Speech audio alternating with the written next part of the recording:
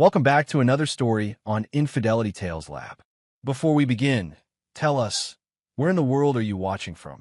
Now, let's dive into today's story. Chapter 1. The Call from Hell. The satellite phone crackled to life in the Afghan mountains, cutting through the pre-dawn silence like a blade. Staff Sergeant Cameron Stafford had been awake for 36 hours straight, leading reconnaissance missions through Taliban territory. His weathered hands, scarred from 15 years of military service, gripped the device with practiced efficiency. "Stafford," he answered in his characteristic, gravelly voice. Cameron, the voice belonged to his mother, Marjorie Stafford, but carried a tremor he'd never heard before. Not even when his father died in the coal mines 20 years ago. "Mom? What's wrong?" Cameron's steel-gray eyes narrowed as he stepped away from his sleeping squad. At 38, he'd learned to read danger in the smallest details, and his mother's voice was screaming it. "Your wife's new man just shoved your daughter's face into the fireplace." The words hit him like shrapnel. "He said he'll finish the job tonight." Cameron's world tilted. Elena was only 12, his precious little girl with her mother's dark hair, but his own defiant spirit. The image of her face near flames made his combat-trained mind race through violent scenarios. "What do you mean, new man?" His voice dropped to the deadly whisper his men knew meant someone was about to die. Marjorie's sob crackled through the connection. She's been seeing Dennis Church for months. He moved in 3 weeks ago when you deployed." Elena tried to stop him from hitting Christina, and another sob. "Cameron, her face is burnt. She's in the hospital, but they released her to Christina's custody. That monster is still in your house." Cameron had killed 37 men in combat. He'd survived IEDs, ambushes, and torture. But nothing had prepared him for the rage, now coursing through his veins like molten steel. His hand crushed the phone so hard the plastic creaked. "Where's Christina now?" "At the house with him. She won't answer my calls. Elena's with them, and I'm terrified." "Mom." Cameron's voice cut through her panic like a command. "I'm coming home." The backstory flooded his mind as he ended the call. Christina Proctor had been the rebellious daughter of a wealthy family when they met 15 years ago. She was 19, beautiful, and drawn to his danger like a moth to flame. Cameron was fresh out of basic training, all muscle and swagger, believing love could conquer anything. They married after a 6-month whirlwind romance, and Elena arrived 2 years later. But military life had worn Christina down. The deployments, the constant fear, the loneliness. She'd grown bitter and resentful. Cameron knew she'd been pulling away, but he'd attributed it to the stress of his recent special operations assignments. He'd been so focused on serving his country that he'd failed to see his own home front collapsing. Dennis Church. The name tasted like poison. Cameron knew him, a local mechanic with a reputation for bar fights and domestic disturbances. 10 years younger than Cameron, with the kind of pretty boy looks that fooled women into thinking muscles meant safety. Cameron had never liked him, but he'd never imagined the man would dare touch his family. His squad leader, Lieutenant Colonel Anthony Gilmore, approached through the darkness. Gilmore was a mountain of a man with kind eyes that had seen too much war. "Stafford, you look like you've seen a ghost." Cameron's jaw worked silently for a moment. When he spoke, his voice carried the cold fury of a winter storm. "I need emergency leave, sir." "Family crisis." Gilmore studied his face in the moonlight. In 15 years of service, Cameron Stafford had never asked for leave, never complained, never shown weakness. He was the kind of soldier other soldiers wanted to be: unbreakable, loyal, and utterly reliable. "What do you need?" "A ride home. Tonight." Gilmore didn't hesitate. "Pack your gear. Chopper's ready in 20 minutes. As Cameron gathered his belongings, his mind was already shifting into tactical mode. This wasn't a rescue mission. It was war. And in war, Cameron Stafford had never lost. Chapter 2. Homecoming. The flight from Afghanistan to Colorado took 18 hours with military connections. Cameron spent every minute planning. He'd called his mother twice more during layovers, each conversation painting a darker picture. Christina had met Dennis Church at a local bar 6 months ago.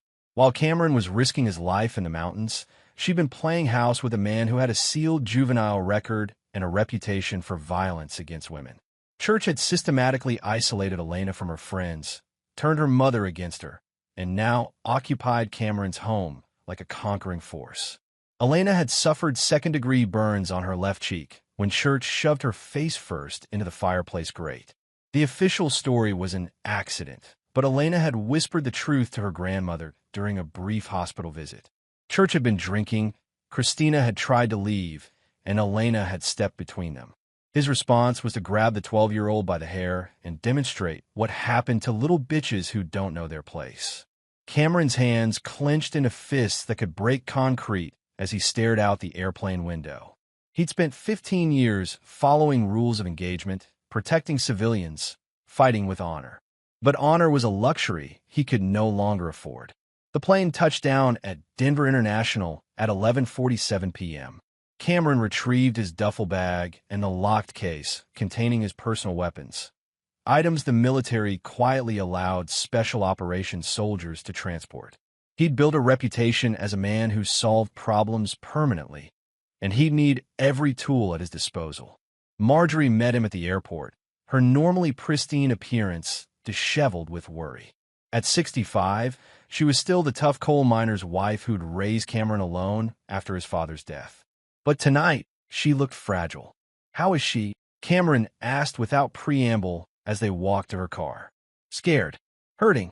She asked about you every hour." Marjorie's voice broke. "Cameron, I've never seen her so small.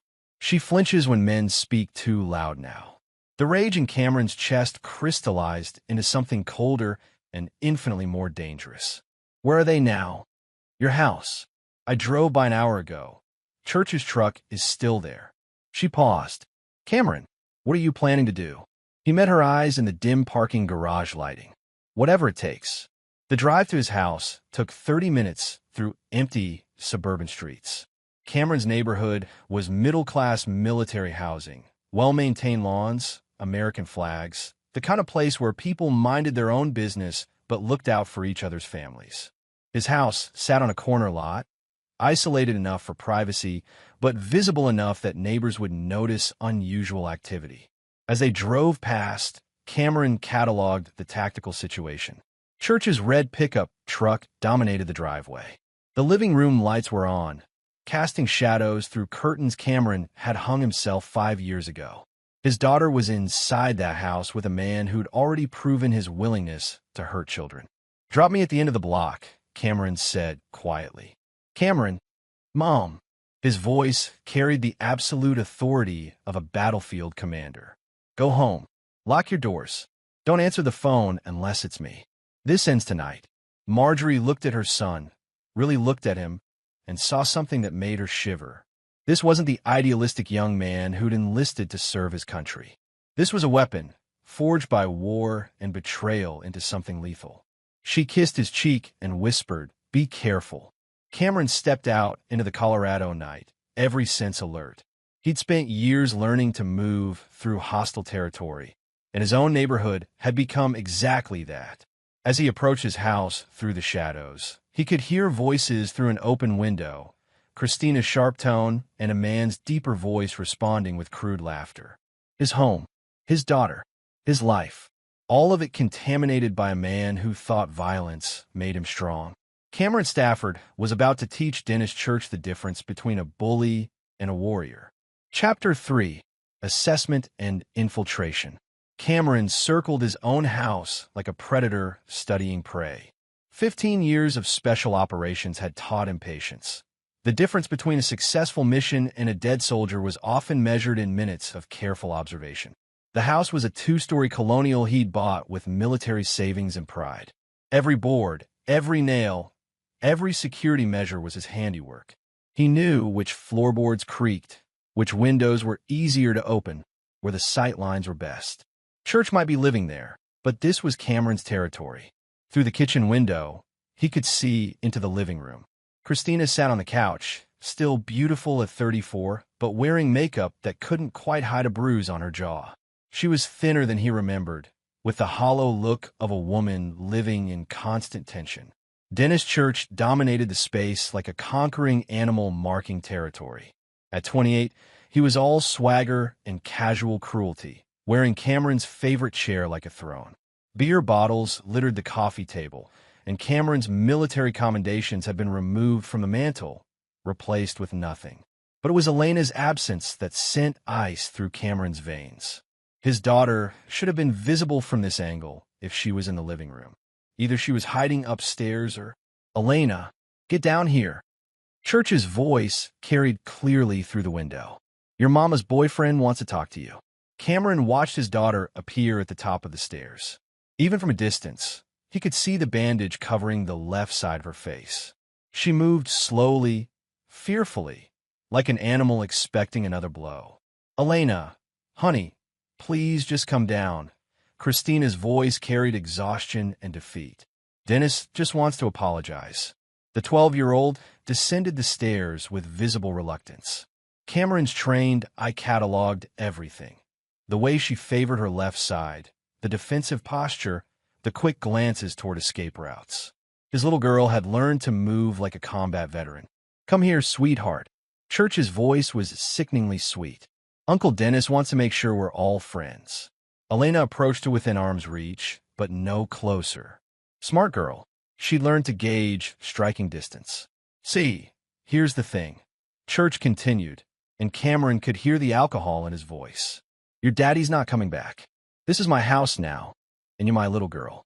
So we need to understand each other."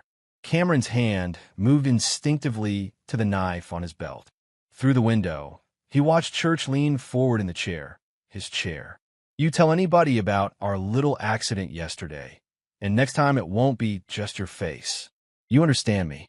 Elena nodded quickly, and Cameron saw tears on her cheeks. "Good girl. Now give Uncle Dennis a hug." "Dennis, she's hurt." "Maybe," Christina started. "Maybe you should shut up and let me handle this." Church's voice turned sharp. "Unless you want to go back to your parents and explain why your marriage failed." The dynamic became clear to Cameron in that moment. Christina wasn't just cheating. She was trapped, probably as afraid of Church as Elena was. But fear didn't excuse what she'd allowed to happen to their daughter. As Elena reluctantly approached Church for the demanded hug, Cameron made his decision. He'd seen enough.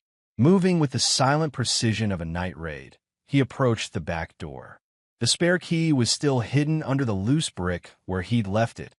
Apparently, Church wasn't smart enough to change the locks. Cameron retrieved it and slowly, carefully unlocked the door. The house smelled wrong. Beer, cigarettes, and something else, the sour smell of fear. Church had turned his home into enemy territory, and Cameron was about to liberate it. He moved through the kitchen and toward the hallway, every step calculated to avoid the creaking boards. From his position, he could see into the living room where Church was forcing Elena to sit on his lap while he explained the new rules. "Your mama and I are going to be very happy," Church was saying, "and you're going to help us be happy by being a good little girl. No more calling your grandma with stories. No more asking about your daddy.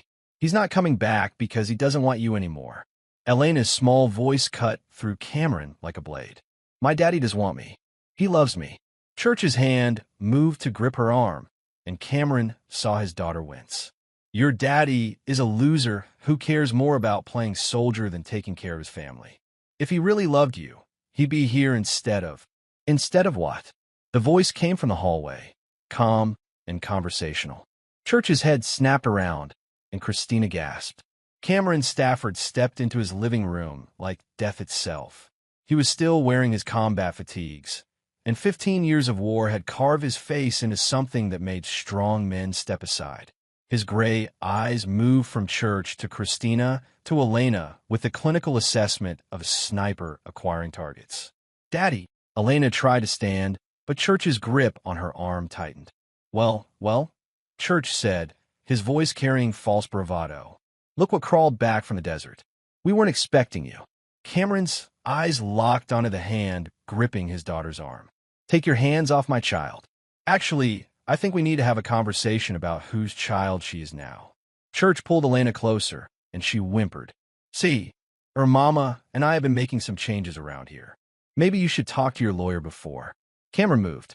15 years of combat training compressed into one fluid motion. Church found himself flat on his back with 180 pounds of Special Forces soldier on his chest and a knife blade pressed against his throat hard enough to draw blood. "Daddy, don't." Elena's voice was terrified. Cameron looked up at his daughter without moving the blade. "Baby girl, go to your room. Now." "Cameron, please," Christina started. "You." His voice stopped her cold. "Don't move." Elena ran upstairs, and Cameron heard her bedroom door close. Only then did he look down at the man who'd burned his child's face. "Dennis Church," he said conversationally. "We need to talk." Church's eyes were wide with terror. This close, Cameron could smell his fear mixed with alcohol and cheap cologne. "You're making a mistake, man. I'll call the cops. You'll listen." The knife pressed deeper, and Church's protest died.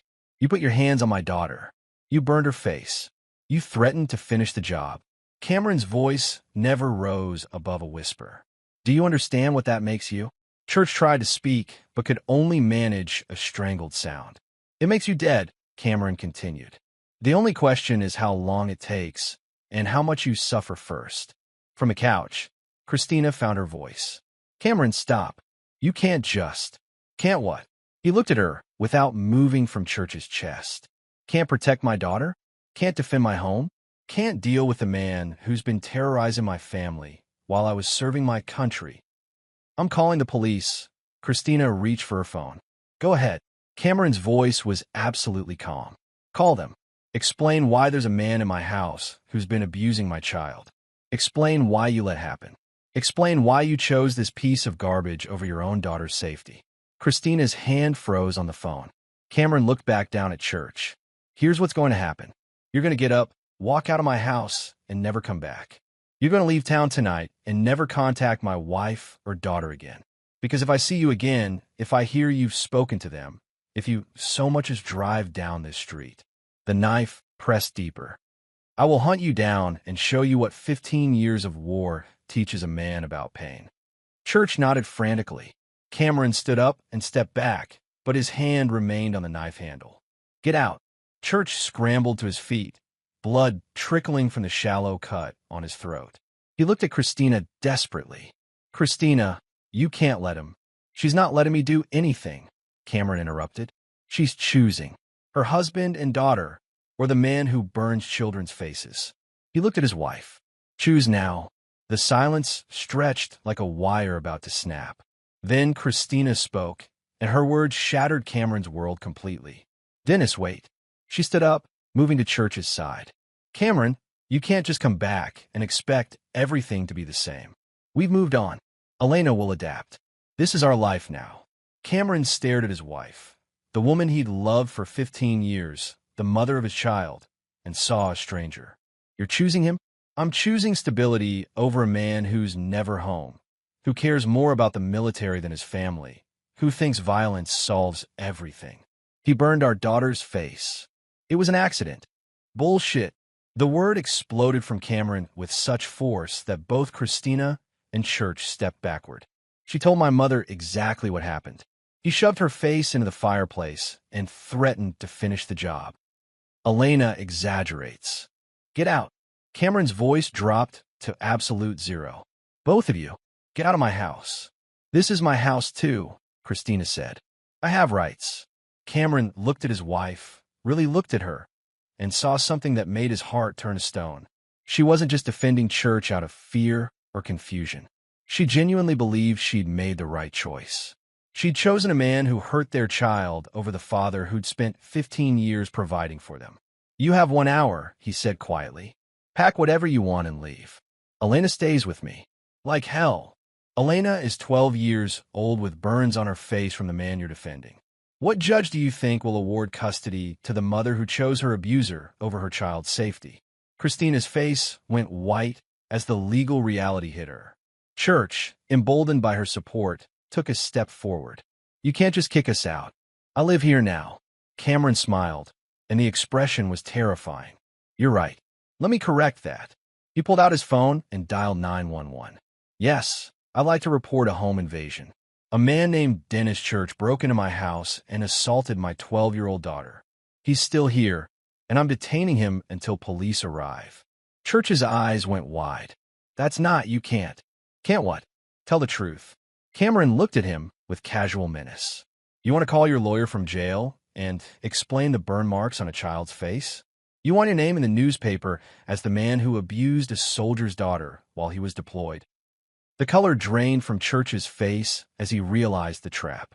Even if the charges didn't stick, the publicity would destroy him in their small military town. Cameron, please. Christina's voice was desperate now. Don't do this. We can work something out. We could have, Cameron said without looking at her. Before you chose him over Elena. Before you let him hurt our child. Before you decided that a man who threatens children was worth more than the father who's been protecting this country for 15 years. Sirens wailed in the distance, growing closer. You have a choice to make, Christina.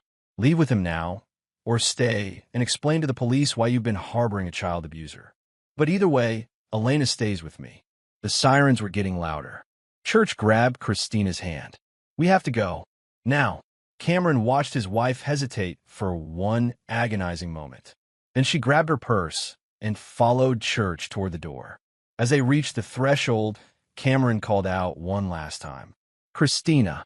She turned, hope flickering in her eyes. This isn't over, he said quietly. You chose him over our daughter. You let him burn her face and then defended him. I'll make sure Elena knows exactly who her mother really is. The hope died in her eyes, replaced by something that looked almost like relief, as if she'd been waiting for an excuse to burn everything down. The door closed behind them just as the police cars pulled into the driveway. Cameron looked up at the stairs, where he could see Elena peeking around the corner.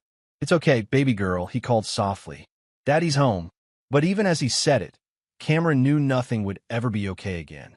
His marriage was over, his family was destroyed, and his daughter was traumatized. And Dennis Church was still breathing. That was a problem he intended to solve. Chapter 4. Allies and Intelligence. 3 days after the confrontation, Cameron sat in the law office of Wesley Webster, the best military family attorney in Colorado. Webster was a former JAG officer who specialized in cases involving deployed soldiers and their families. His office walls were lined with commendations and photos with various military leaders. But his expression was grim as he reviewed the police reports. The good news is that Child Protective Services interviewed Elena and documented her injuries, Webster said, his voice clinical. The burns, the defensive wounds on her arms, the psychological trauma, it's all on record. Church was arrested for child abuse, but he posted bail. Cameron's jaw tightened. Where is he now? That's the problem. He and your wife left town the night you returned. The bail bondsman is looking for him, but they could be anywhere. And Elena stays with you, at least temporarily. The court won't place a child with the parent who chose her abuser over her safety. But Cameron, Webster leaned forward. Christina can still fight for custody. If she claims she was afraid of Church, that she's left him now, she might convince a judge she was a victim too. Cameron stared out the window at the mountains in the distance. She wasn't a victim. She made her choice. Proving that in court is different from knowing it in your heart. Over the next week, Cameron threw himself into 2 missions, caring for Elena and gathering intelligence on Church and Christina. His daughter was seeing a military therapist who specialized in trauma, slowly working through the fear and pain. The burns would heal, but the emotional scars would take longer. Elena had nightmares every night, waking up screaming for her father. During the day, she clung to Cameron like a lifeline, afraid he might disappear again. He'd taken emergency leave to be with her, but his commanding officer had made it clear that his military career was in jeopardy if he didn't return soon. I'm scared they'll come back, Elena whispered one night as Cameron tucked her into bed. They won't, he promised. I'll never let anyone hurt you again. But what if you have to go back to Afghanistan?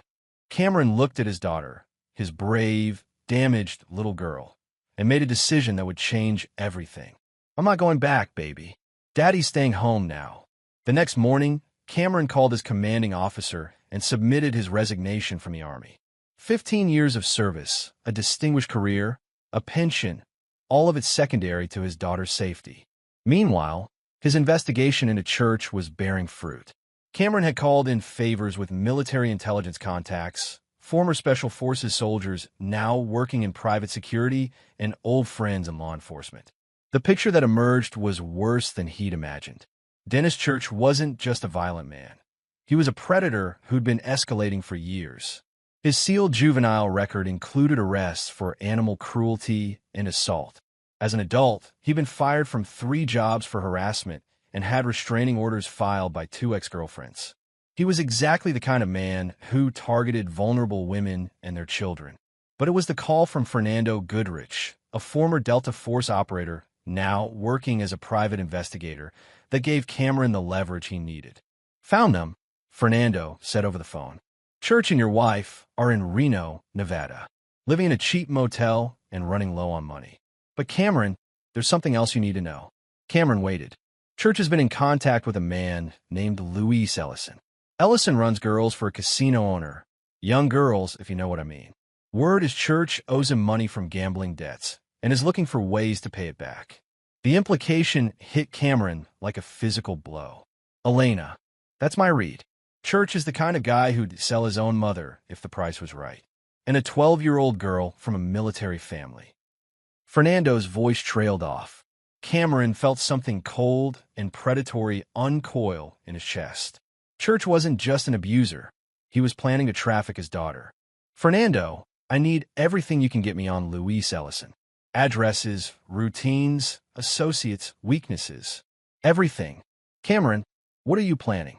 War."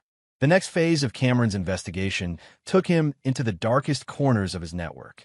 Jeremiah Carr, a former military intelligence officer now working cybersecurity, helped him access Church's financial records, communications, and travel patterns.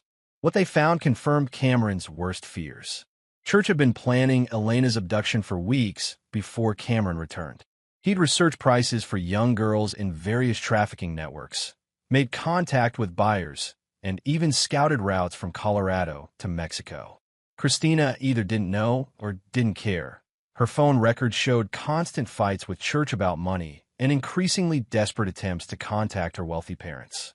But it was the discovery of Church's insurance policies that gave Cameron the perfect weapon for his revenge. "Look at this," Carr said, pointing to his computer screen. "Church took out a life insurance policy on your wife 3 weeks ago. Christina signed it, but I doubt she read the fine print." Cameron studied the documents. "What am I looking at? A murder contract. If something happens to Christina, Church gets $200,000. But here's the beautiful part. He used forged documents to inflate her asset value. The insurance company doesn't know she's broke."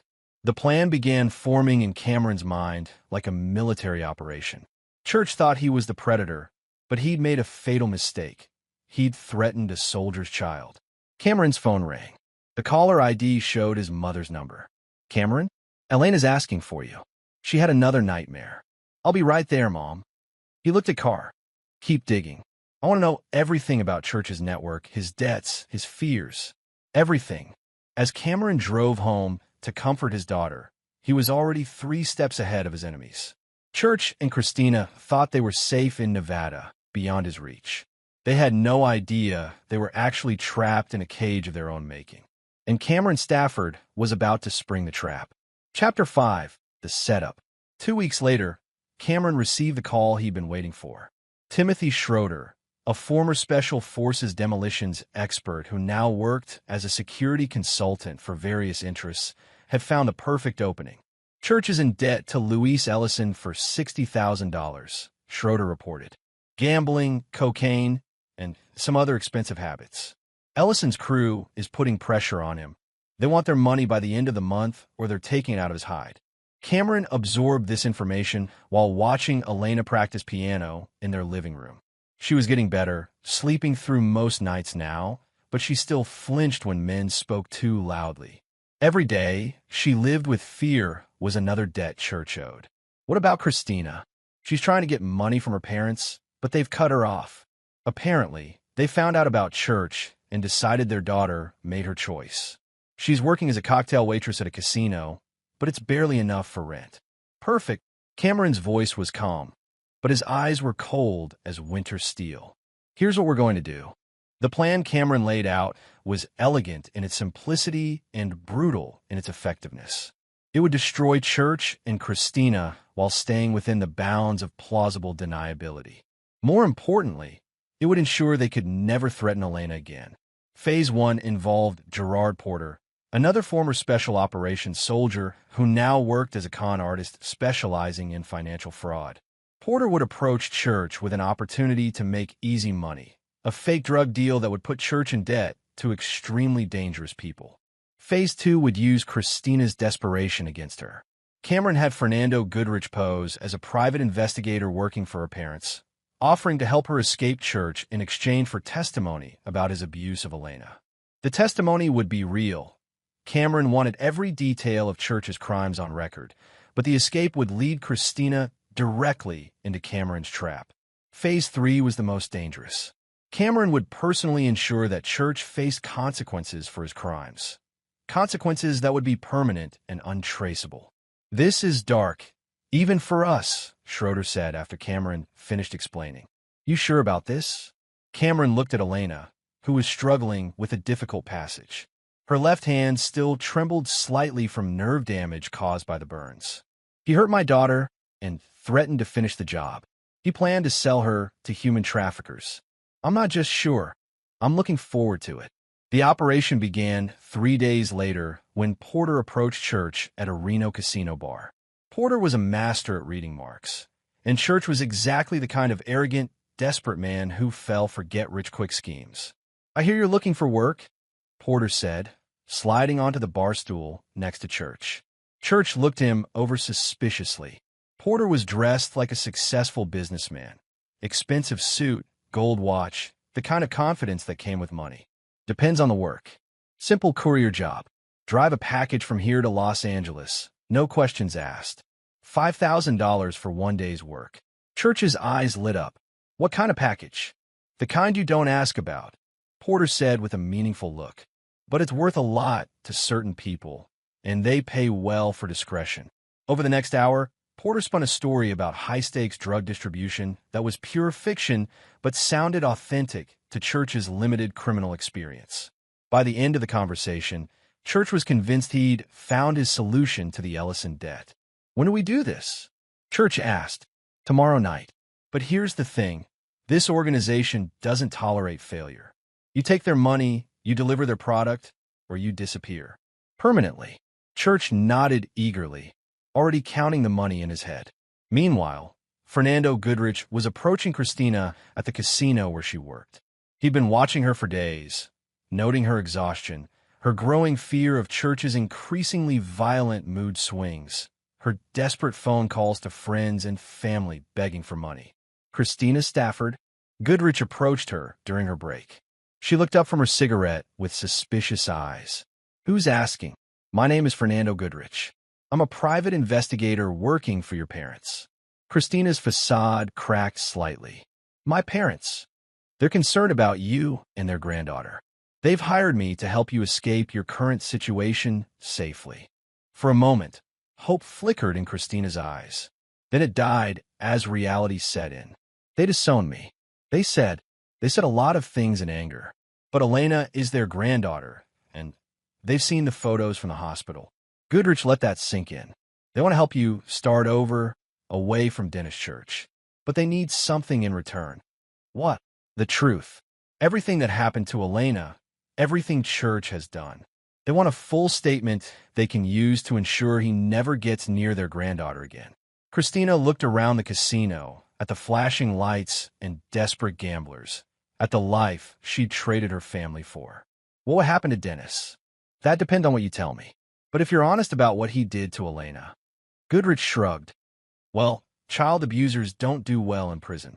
The hook was set. Christina agreed to meet with Goodrich the next night to give her statement. She had no idea she was walking into Cameron's trap. Back in Colorado, Cameron was making his own preparations. He'd put Elena in his mother's care with a cover story about business travel, ensuring she'd be safe and protected. His house was empty now, ready to serve as the final stage of his plan. Elena hugged him tightly before he left. "You promise you'll come back?" "I promise, baby girl." Daddy's going to make sure the bad people can never hurt you again. As Cameron drove toward the airport, his phone buzzed with updates from his team. Church had taken the bait and was preparing for the fake drug run. Christina was getting ready to confess everything about Church's abuse. And Luis Ellison's crew was closing in on Church for the money he owed. All the pieces were in motion. By the end of the week, Church and Christina would face the consequences of their choices. Cameron had spent 15 years learning to hunt terrorists in foreign lands. Now he was bringing those skills home to hunt the monsters who'd threatened his child. And unlike his enemies, Cameron Stafford never missed his target. Chapter 6. The Trap Springs. The fake drug deal went exactly as Cameron had planned. Church drove to the designated meeting point, a warehouse outside Las Vegas, expecting to collect his $5,000 and solve his debt problems. Instead, he found himself surrounded by men who worked for Luis Ellison. Porter had tipped off Ellison's crew about Church's location, claiming Church had been bragging about stealing drugs from their operation. When Church arrived with Porter's empty suitcase, thinking it contained cocaine worth $50,000, Ellison's men were waiting. Dennis Church, the lead enforcer, a mountain of a man called Terrence Avery, smiled without warmth. "You've been a hard man to find." Church looked around at the four men surrounding him and realized he'd walked into a trap. "Look, there's been a mistake." "No mistake. You owe our boss $60,000, and now you're trying to steal from us too." Avery gestured to the empty suitcase. "That's insulting. I don't know what you're talking about. I was told this was a courier job." Avery hit him with a right cross that dropped Church to his knees. "Wrong answer. You've got two choices. Pay us what you owe, plus another $20,000 for the disrespect, or we start breaking things." Church spit blood and tried to think. $80,000 might as well have been $8 million. "I don't have that kind of money." "Then we'll take it in trade." Avery's smile turned predatory. "I hear you've got access to a pretty little girl. Young, blonde, military family. That's worth good money to the right buyers." The blood drained from Church's face as he realized they knew about Elena. "How did you? You've been asking around about prices for kids." "Word gets around." Avery hauled Church to his feet. "Here's the deal.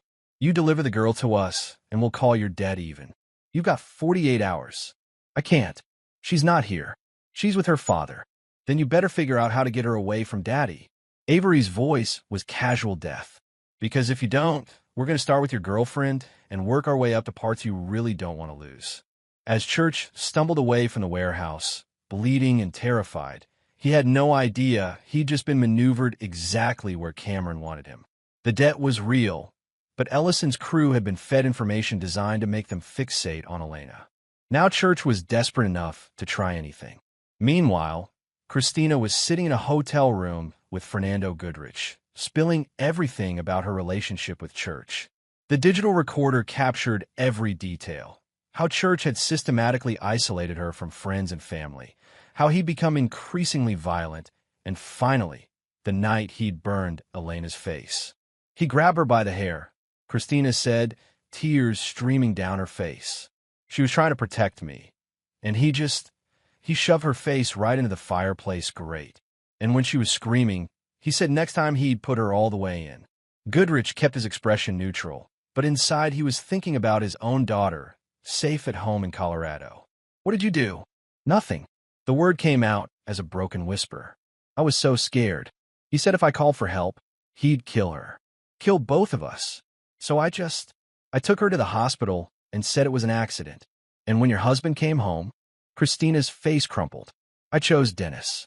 I actually chose the man who burned my baby's face over her father." She looked up at Goodrich with hollow eyes.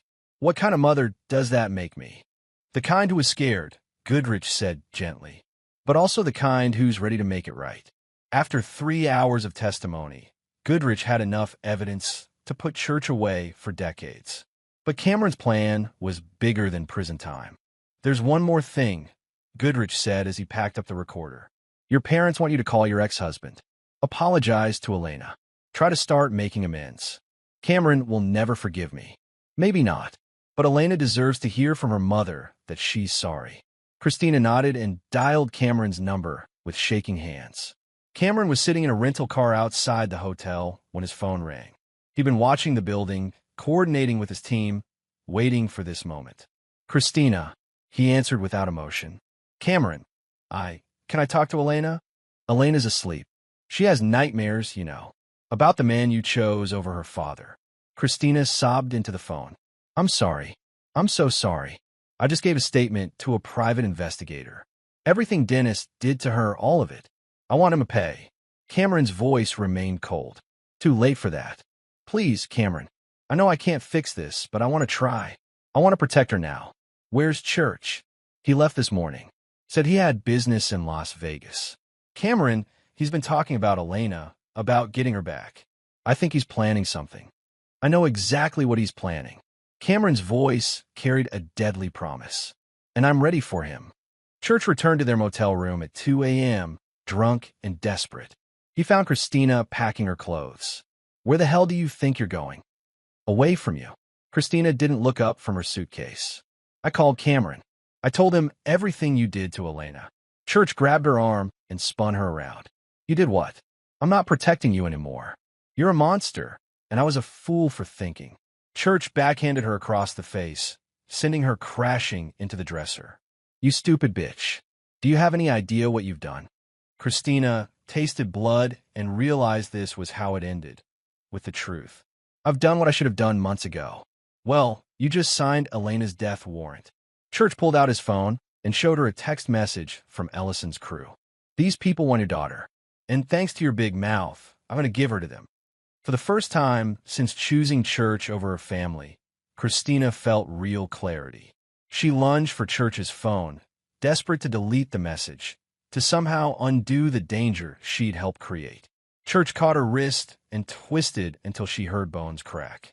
"Too late, baby. I'm going back to Colorado tomorrow, and I'm taking Elena with me. You can explain to her daddy how your betrayal got his little girl sold to the highest bidder." As Christina collapsed to the floor, cradling her broken wrist, Church was already planning Elena's abduction. He had no idea that every word of their conversation was being recorded by surveillance equipment Cameron's team had planted in their room. He also had no idea that Cameron Stafford was already in Las Vegas, waiting in the parking lot outside their motel. The hunt was about to begin. Chapter 7. The Final Hunt. Cameron watched from his rental car as Church stumbled out of the motel room at 3 a.m., heading for his truck. Through the surveillance feed from their room, he'd heard every word. Church's plan to abduct Elena, Christina's broken wrist, the threats against his daughter's life. The rage in Cameron's chest had crystallized into something cold and surgical. This was no longer about justice or revenge. This was about eliminating a threat to his child's existence. Church drove to an all-night diner, where he met with two men Cameron recognized from Ellison's crew. Through binoculars, Cameron watched them slide a folder across the table, probably containing Elena's photo, her school schedule, and other intelligence Church had provided.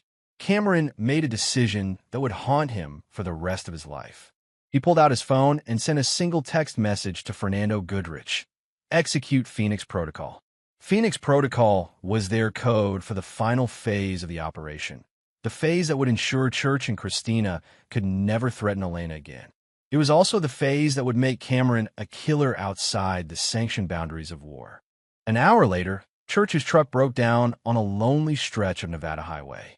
The mechanical failure wasn't accidental. Schroeder had been tracking the vehicle and activated a remote device that disabled the engine at precisely the right moment.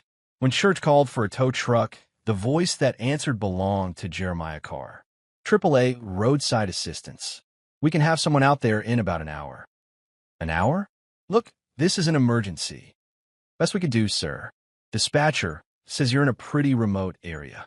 Church cursed and hung up, unaware that he'd just arranged his own death. Cameron arrived at the breakdown site 30 minutes later, driving a stolen tow truck. He found Church sitting on the truck's tailgate, smoking and talking on his phone about flights to Denver.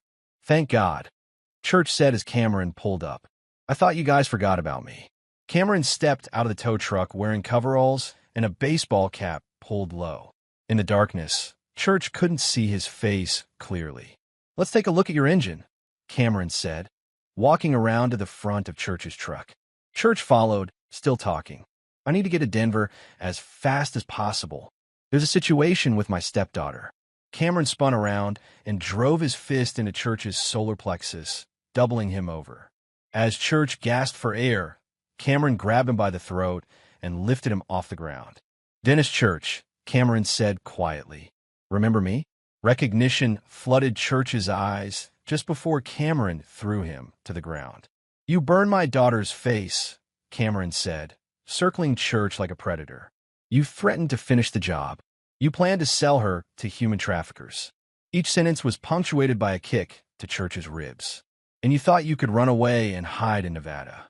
Church tried to crawl away, but Cameron grabbed his ankle and dragged him back. "Please," Church gasped. "I'll disappear. I'll never come near her again. I swear."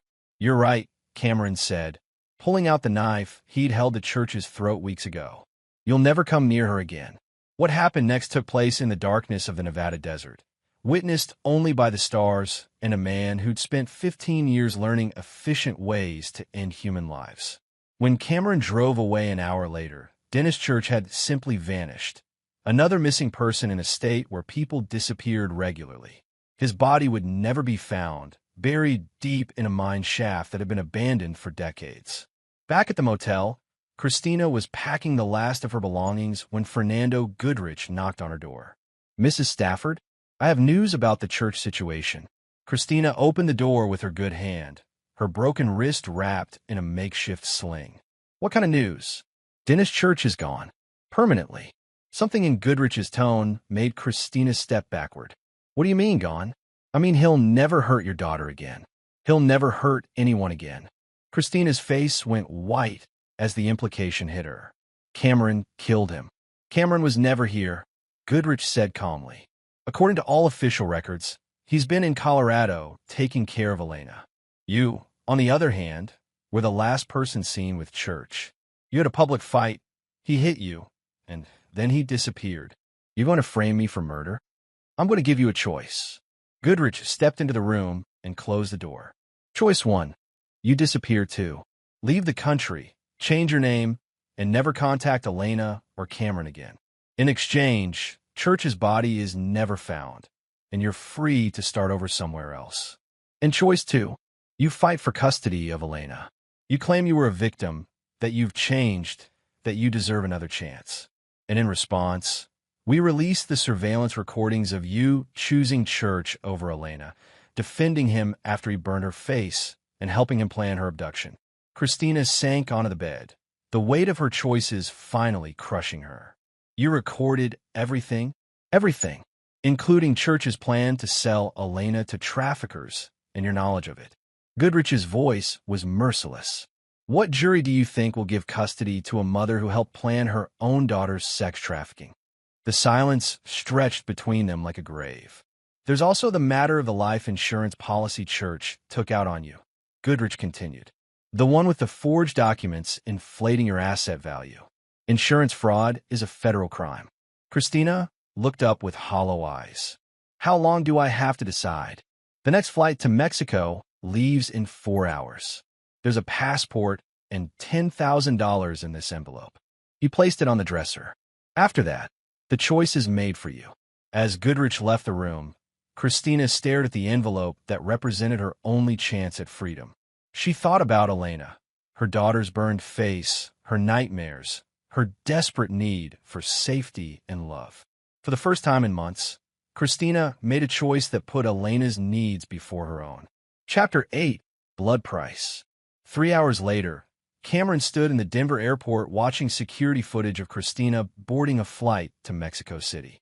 She was traveling under a false identity, carrying forged documents, and would disappear into a life of exile and regret. His phone buzzed with a text from Elena. "Grandma made pancakes. Are you coming home today?" Cameron typed back, "On my way, baby girl." Forever this time. But before he could start truly over with Elena, there was one final piece of business to handle. Luis Ellison and his crew were still expecting Church to deliver Elena. When Church failed to appear, they'd start looking for alternative ways to collect their debt. That couldn't be allowed to happen. Cameron drove to a warehouse district in Aurora, where Fernando had arranged a meeting with Ellison's crew. They thought they were meeting with Church's associates to discuss Elena's transfer. Instead, they were walking into an execution. Terrence Avery and 3 other men arrived at the warehouse expecting to collect a 12-year-old girl. They found Cameron Stafford waiting alone in the darkness. "Where's Church?" Avery demanded. "Dennis Church is dead," Cameron said simply. Avery's hand moved toward his gun, but Cameron was faster. 15 years of combat training compressed into one fluid motion, knife drawn, thrown, and buried in Avery's throat before he could clear his holster. The other 3 men tried to react, but they were criminals, not soldiers. Cameron had been killing people professionally since before they learned to shave. When the warehouse fell silent, for bodies lay cooling on the concrete floor, Cameron methodically searched each man, collecting phones, wallets, and weapons. Within an hour, he'd identified their entire network and begun dismantling it. By dawn, Luis Ellison was dead in his penthouse apartment, along with his top lieutenants. Cameron had used their own drugs to stage overdoses, their own weapons to create murder-suicides, their own criminal connections to ensure the authorities would write it off as a gang war. The threat to Elena was eliminated at its source. Cameron drove home as the sun rose over the Colorado mountains, washing the blood from his hands at a gas station bathroom. He'd killed 9 people in 12 hours, but Elena would never need to know that. She would grow up believing her father was a hero who'd serve his country with honor. She would never know that he'd also served her with methods that had no honor at all. When Cameron walked into his mother's house, Elena ran to him with the boundless joy of a child who'd been afraid her parent might never come home. "Daddy, you're back." Cameron hugged his daughter tight, breathing in the scent of her hair, feeling her small heartbeat against his chest. "I'm never leaving again, baby girl. Promise?" "I promise." As Elena chattered about her week with Grandma, showing him drawings and piano pieces she'd learned, Cameron made silent vows. He would raise her to be strong, to choose good people, to never accept abuse from anyone. He would teach her to defend herself, to trust her instincts, to value herself too highly to settle for scraps of affection from broken people. And he would never, ever let her know what he'd become to keep her safe. Chapter 9. The New Beginning. 6 months later, Cameron stood in the backyard of their new house, watching Elena play with their dog, a German shepherd he'd named Ranger. They'd moved to a smaller town where Elena could start fresh, where nobody knew about the burns on her face or the mother who'd abandoned her. Elena was thriving. The nightmares had stopped, her grades were excellent, and she'd made friends with children whose parents had military backgrounds. She was learning to play guitar, taking martial arts classes, and slowly becoming the confident girl she was meant to be. Cameron had found work as a security consultant, using his military skills in ways that kept him close to home. His reputation in certain circles ensured a steady stream of clients who needed problems solved quietly and permanently. He was building a comfortable life for Elena while maintaining skills that might be needed again. "Daddy, watch this," Elena called out as she demonstrated a new guitar technique her instructor had taught her. Cameron applauded genuinely. "That's beautiful, sweetheart. I want to play it for Mom when she comes back." Cameron's expression never changed, but his heart clenched. Elena still asked about Christina sometimes, still hoped her mother would return with explanations and apologies. Cameron had told her that Mommy was sick and needed to go away to get better, that it might be a long time before she could come home. He would never tell Elena that Christina had chosen her abuser over her own child. He would never explain that some betrayals were unforgivable. Elena would grow up believing her mother loved her, but was troubled, not that she'd been abandoned by a woman who valued a violent man over her daughter's safety. That night, after Elena went to bed, Cameron sat on his porch and reviewed the security reports from his team. Christina was living in a small town in Mexico, working as an English teacher, slowly drinking herself to death with guilt and tequila. She made no attempt to contact Elena or return to the United States. Church's disappearance had been written off as a probable suicide. Desperate gamblers often vanished when their debts became unmanageable. Ellison's crew had been blamed for his murder, and their subsequent deaths were attributed to rival drug dealers. No connection had been made to Cameron or Elena. The official story was that a troubled man had threatened a soldier's family, then fled when confronted. Justice had been served through legal channels, and everyone had moved on. The truth was that Cameron Stafford had become something darker than a soldier, but more protective than a father. He'd crossed lines that could never be uncrossed, but Elena was safe, happy, and free to become whoever she wanted to be. A year later, Elena asked the question Cameron had been dreading. "Daddy, is Mommy ever coming home?" They were sitting at the kitchen table, working on her math homework. Elena was 13 now, taller and more mature, but still his little girl. Cameron looked into eyes that held his own steel-gray determination and made a choice. "No, sweetheart. Mommy made some very bad decisions, and she can't come back." Elena absorbed this with the gravity of a child who'd already learned that adults could be dangerous. Did she choose the bad man over us? Cameron's heart broke at how perceptive his daughter was. "Yes, baby, she did." Elena nodded slowly. "Then we're better off without her." "You don't have to feel that way." "Yes, I do." Elena's voice carried a finality that reminded Cameron of himself. "She let him hurt me and chose him anyway. That's not what mothers do." Cameron pulled Elena into a hug, marveling at her strength and wisdom. She was going to be extraordinary, not because of what she'd survived, but because of what she'd learned from surviving it. "I love you, Elena." "I love you too, Daddy. Thank you for coming home." As the sun set over their new life, Cameron reflected on the prices he'd paid and the debts he'd collected. He'd lost his marriage, his military career, and parts of his soul. But Elena was safe, strong, and free. Dennis Church was dead and rotting in a desert grave. Christina was in exile, paying for her choices with isolation and regret. The men who'd threatened to traffic his daughter had been eliminated with surgical precision. Cameron Stafford had come home from war to find war in his own house. He'd fought it with the same lethal efficiency he'd brought to Afghanistan, and he'd won completely. The cost had been everything he used to be. The reward was everything Elena could become. And in the arithmetic of a father's love, that was a bargain he'd make 1,000 times over.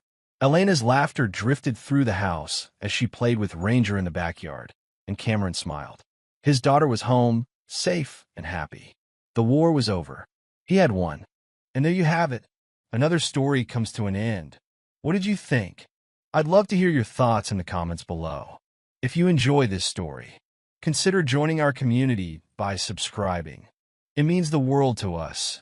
For more stories like this one, check out the recommended videos on screen. And I'll see you there.